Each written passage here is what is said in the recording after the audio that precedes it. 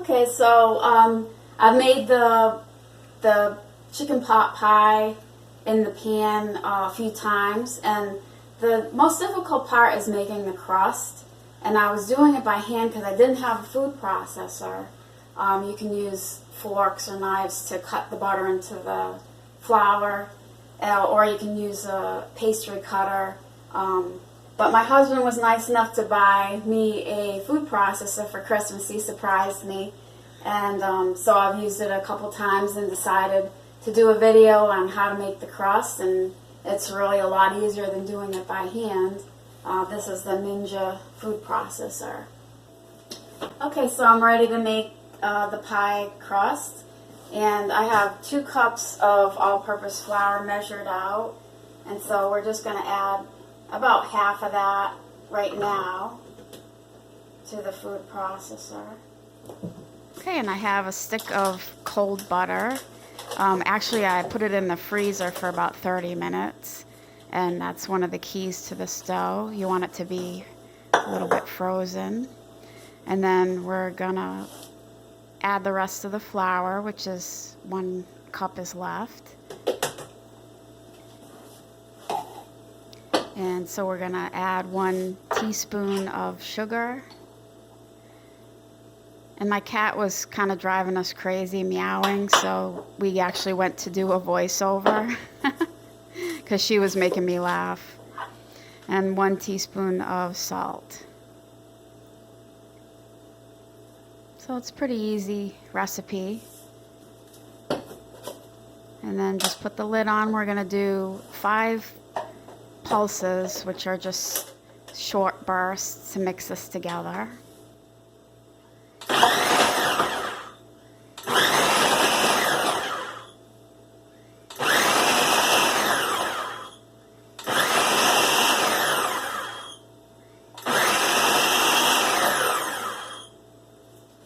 Okay, and just take the lid off to take a look. Now this is just the dry ingredients, so you're going to want to add the water. I have 8 tablespoons of ice water. It's very cold. And then just put the lid back on. And we're going to do 4 more pulses, a little bit longer pulses to mix this.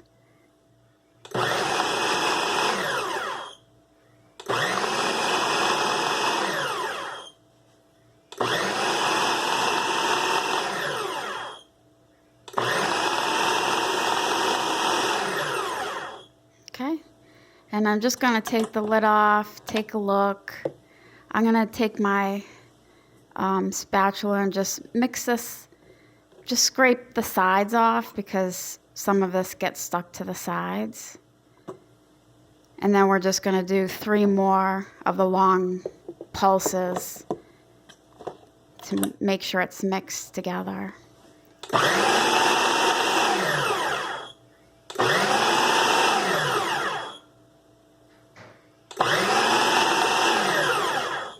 And this is the right consistency. You want it to look like breadcrumbs. And I just do a test with my fingers, just pinch the dough together. If it looks like dough, it looks like it's ready to use. It's not too dry, not too crumbly. Okay, looks good.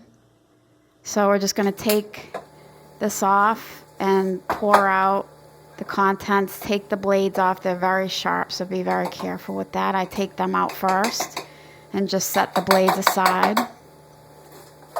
I just pour this out on a cutting board because we're just gonna form a dough ball. And some of it got stuck to the sides. I wasn't able to scrape it all off, so just scrape the rest of it off so you get everything that's inside of the container there. And you can hear my cat meowing again. It must have been lunchtime. Okay, so we're gonna just push this together. It's a really nice soft dough, and basically you just use your hands to form a dough ball, push it together, and it comes together really nicely. And then I just gonna get some plastic wrap ready because this is gonna go in the refrigerator for an hour.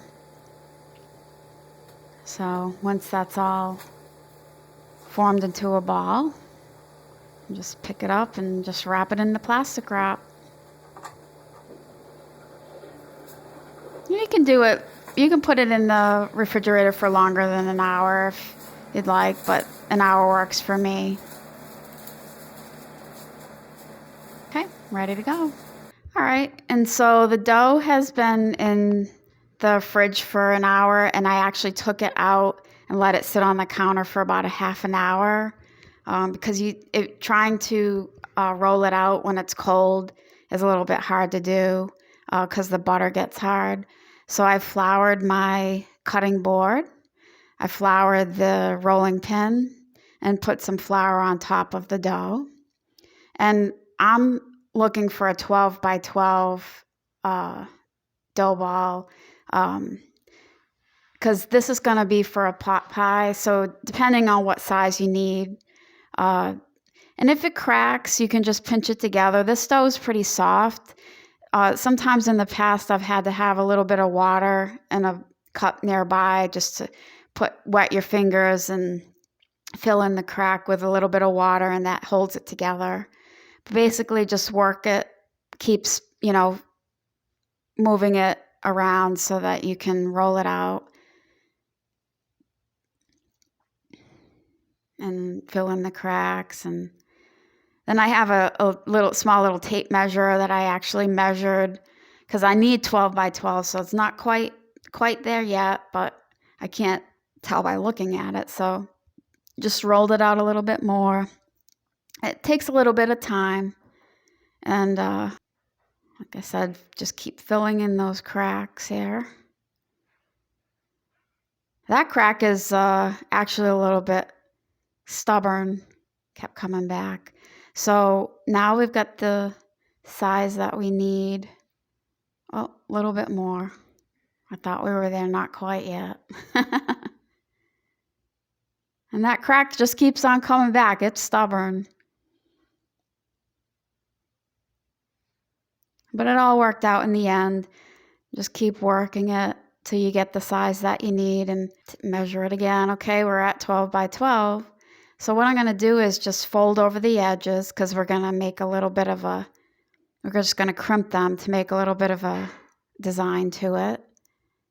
And that way when you cook the dough, it's a little bit thicker on the edges. So just fold all those edges over all the way around the dough. Just kind of make a circle with it.